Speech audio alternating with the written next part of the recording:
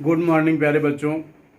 कक्षा 11 के रसायन में हम लोग अध्ययन कर रहे थे हाइड्रोकार्बन के अंतर्गत एल्केन, एल्कीन, एल्काइन और एरोमेटिक हाइड्रोकार्बनों का। अभी तक के अध्ययन में हम लोग एल्केन और एल्काइन अध्ययन में एल्कीन समाप्त किए थे। अब चलिए अध्ययन करते हैं एल्काइन। एल्केन और एल्कीन के बाद एल्काइन। 3 सजातीय श्रेणियाँ एलिफैटिक हाइड्रोकार्बन में और एरोमेटिक हाइड्रोकार्बन ये अध्ययन कर लेंगे तो ये खंड अध्ययन में समाप्त हो जाएगा। और आपको जानकारी दिए हैं कि यह खंड परीक्षा में आपको पूरे 8 अंक दिलाएगा।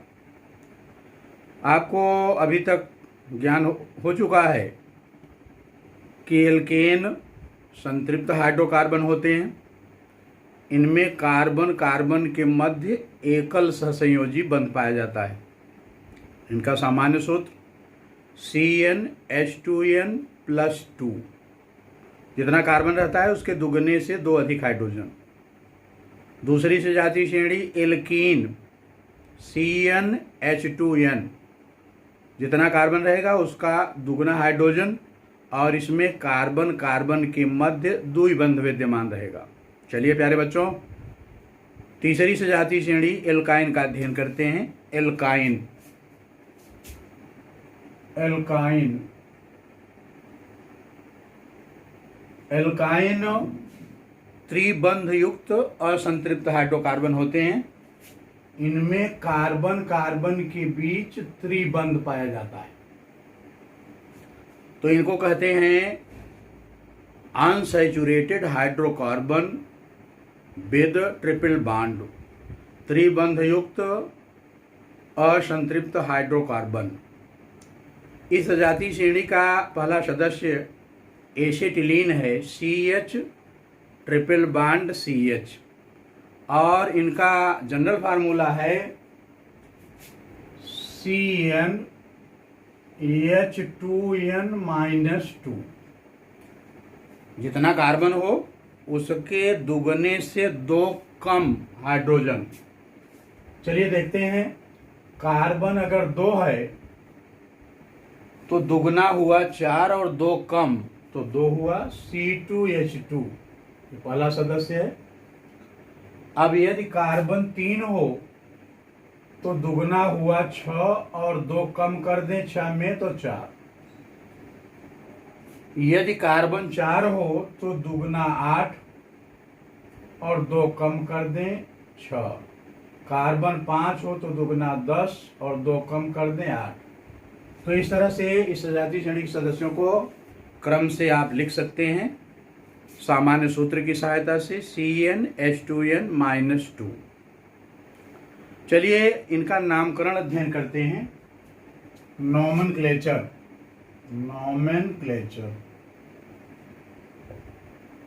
नामकरण। और इसके पहले नामकरण की जो पद्धतियां आपके मन में आ चुकी हैं वो 2 पद्धतियां हैं, कॉमन सिस्टम और IUPAC सिस्टम। चलिए पहले कॉमन सिस्टम की चर्चा करते हैं। साधारण पद्धति, कॉमन सिस्टम में नामकरण कैसे करते हैं ये देखते हैं। कॉमन सिस्टम साधारण पद्धति। साधारण पद्धति में इस सजातीय श्रेणी के प्रथम सदस्य एसिटिलीन होता है, HC triple bond CH, acetylene C2H2। इसे प्रतिनिधि मानकर अन्य जो सदस्य होते हैं एसिटिलीन का व्युत्पन्न मानते हुए नामकरण करते हैं। चलिए समझने का प्रयास करिए। C ट्रिपल बॉन्ड CH, इसका नाम है एसिटिलीन। इसका नाम है एसिटिलीन। साधारण पद्धति में इसका नाम है एसिटिलीन। अब यदि अगले सदस्य की चर्चा करें CH3 C triple bond CH। दूसरा सदस्य है, देख लीजिए, कार्बन 1 2 3, हाइड्रोजन 3 1 4, कार्बन 3 हाइड्रोजन 4। तो ये एसिटिलीन है, C2H2, एसिटिलीन। तो इसका कॉमन सिस्टम में इसका क्या नाम होगा? इसको एसिटिलीन का व्युत्पन्न मानते हुए नामकरण करेंगे। और इसमें इन दोनों में अगर आप तुलना करें तो आप देख रहे हैं कि एसिटिलीन का एक हाइड्रोजन परमाणु मेथिल द्वारा प्रतिस्थापित हो गया है। एसिटिलीन में CH ट्रिपल बॉन्ड CH और इसमें CH3C ट्रिपल बॉन्ड CH। तो एसिटिलीन के एक हाइड्रोजन का मेथिल द्वारा प्रतिस्थापन हुआ, तो इसका नाम है मेथिल एसिटिलीन। मेथिल एसिटिलीन सरल है। पहले एसिटिलीन और अब अगले सदस्य को इसका व्युत्पन्न मानते हुए नामकरण कर रहे हैं, तो इसका नाम है मेथिल एसिटिलीन। अब अगले सदस्य को जरा देखिए, CH3C ट्रिपल बॉन्ड CH3। इसका नामकरण करना है कॉमन सिस्टम से और एसिटिलीन का व्युत्पन्न मानते हुए। तो आप देखिए, एसिटिलीन के दोनों हाइड्रोजन परमाणुओं का मेथिल द्वारा प्रतिस्थापन हो गया है। एसिटिलीन के दोनों हाइड्रोजन परमाणु मेथिल द्वारा हटा दिए गए। अब मेथिल समूह 2 हैं, तो इसका कॉमन सिस्टम में नाम होगा डाईमेथिल एसिटिलीन। Dimethyl acetylene. अब इसी तरह अन्य जितने हैं उनका नामकरण आप कर सकते हैं। जैसे मान लीजिए होता C2H5 C triple bond CH3। तो अब आप एसिटिलीन का व्युत्पन्न मानते हुए नामकरण करिए। इसमें एसिटिलीन के एक हाइड्रोजन का एथिल द्वारा और दूसरे हाइड्रोजन का मेथिल द्वारा प्रतिस्थापन हुआ, तो इसको कहेंगे ethyl methyl acetylene. Ethyl methyl acetylene. तो ये बहुत सरल है प्यारे बच्चों। एसिटिलीन के आधार पर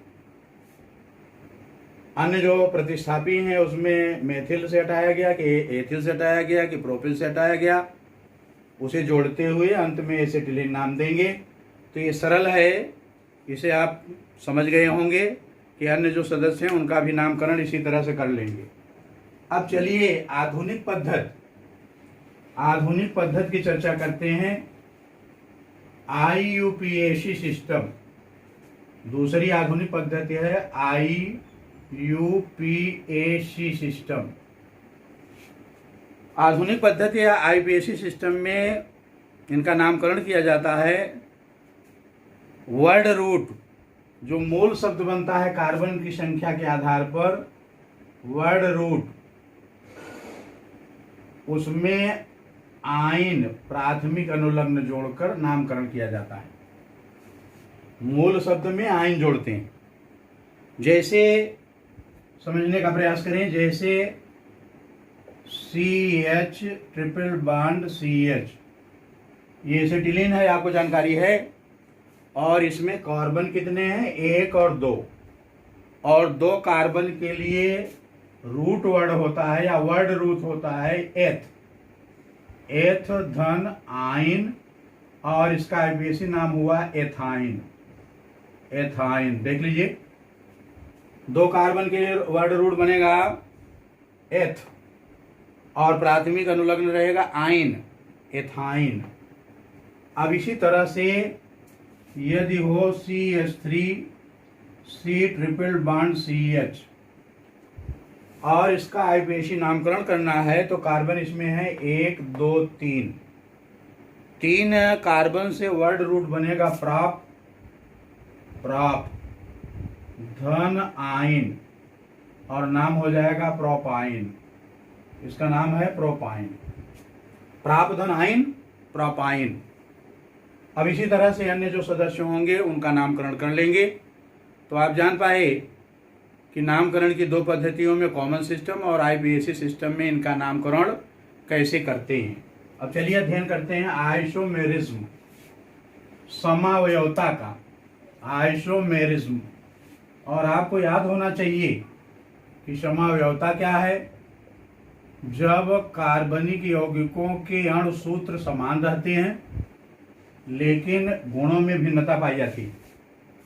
अणु सूत्र समान लेकिन गुणों में भिन्नता, तो ये एक दूसरे के आइसोमर कहलाते हैं और यह घटना आइसोमेरिज्म, समावयवता कहलाती है। और एल्कीनों में दो प्रकार की समावयवता पाई जाती है, चेन आइसोमेरिज्म और पोजीशन आइसोमेरिज्म। चेन और पोजीशन, श्रृंखला समावयवता और स्थान समावयवता। पहले हम लोग श्रृंखला समावयवता को देखते हैं। जिन एल्काइनों में कार्बन की संख्या 3 से अधिक रहती है, 3 से अधिक, उनमें श्रृंखला समावयवता पाई जाती है। इनके अणु सूत्र समान रहते हैं लेकिन कार्बन की श्रृंखला में अंतर के कारण गुणों में भिन्नता पाई जाती है। एक उदाहरण की सहायता से समझिए। CH3 CH2 CH2 C triple bond CH। इसमें कुल कार्बन है 1 2 3 4 5। ये रेजु श्रृंखला है, ये ऐसा भी हो सकता है CH3 CH CH3 C triple bond CH। देख लीजिए 1 2 3 4 5, 1 2 3 4 5, इनमें कार्बन हाइड्रोजन बराबर हैं। इसमें रेजु श्रृंखला है और इसमें एक देख रहे हैं पार्श्व श्रृंखला है। ये है पेंटीन 1 और ये है 3 मेथिल ब्यूटीन 1। पहला है पेंटीन 1, पेंटीन 1 नंबरिंग इधर से करेंगे 1 2 3 4 5, पेंटीन 1। और इधर से नंबरिंग 1 2 3 4, इसका नाम है 3 मेथिल ब्यूटीन 1। 4 ही कार्बन है सीधे में, 1 2 3 4, 3 मेथिल ब्यूटीन 1। तो देख रहे हैं दोनों का अणु सूत्र समान है लेकिन कार्बन की श्रृंखला में भिन्नता के कारण इनके गुणों में अंतर पाया जाता है। ये श्रृंखला समावयवी हैं और यह श्रृंखला समावयवता है। चलिए आप समझ गए होंगे।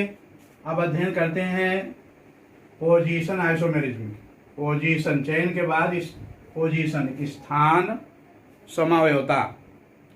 जब एल्काइनों के अणु सूत्र समान रहते हैं लेकिन त्रिबंध की स्थिति भिन्न होने के कारण गुणों में भिन्नता पाई जाती है तो इसे कहते हैं स्थान समावयवता। जैसे CH3 CH2 C triple bond CH।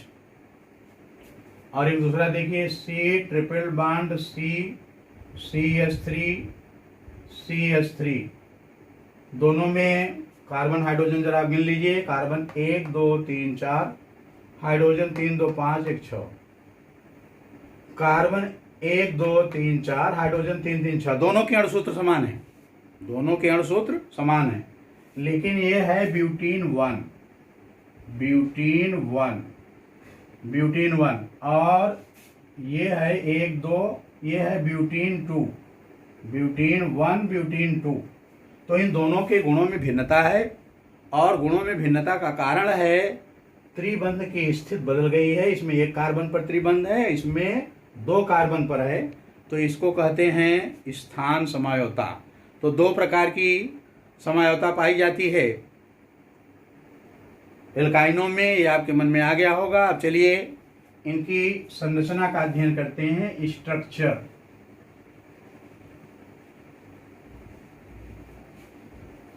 संरचना, स्ट्रक्चर।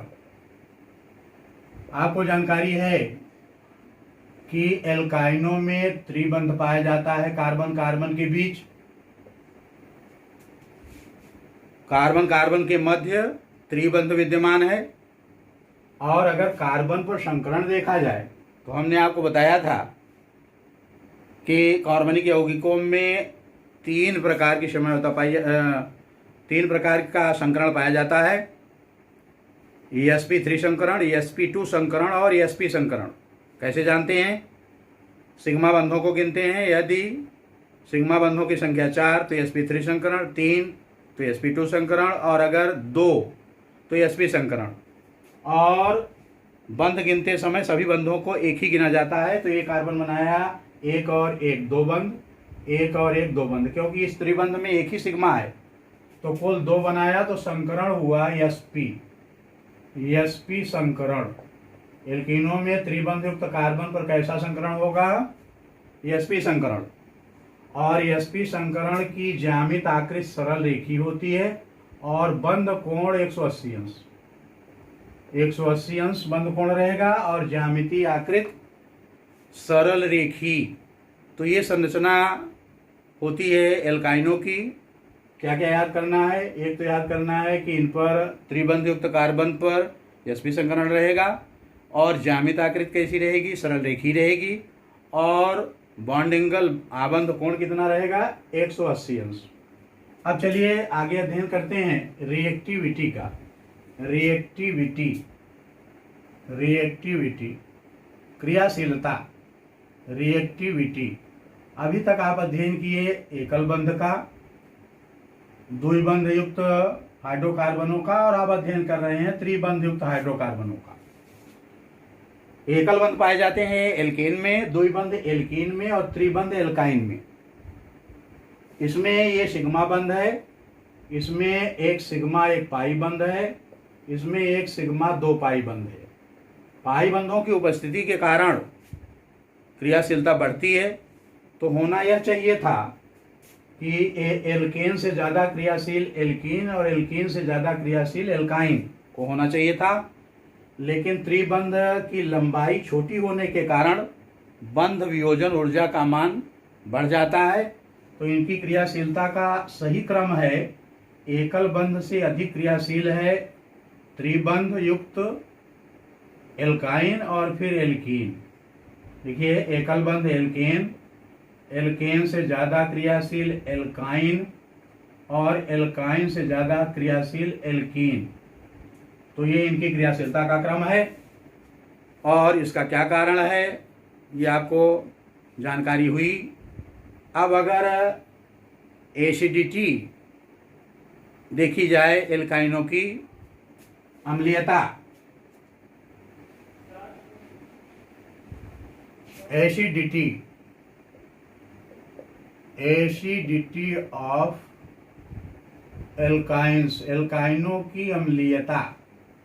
प्यारे बच्चों, आपको जानकारी होनी चाहिए कि अम्ल वे पदार्थ होते हैं जिनमें विस्थापनशील हाइड्रोजन परमाणु विद्यमान रहते हैं। और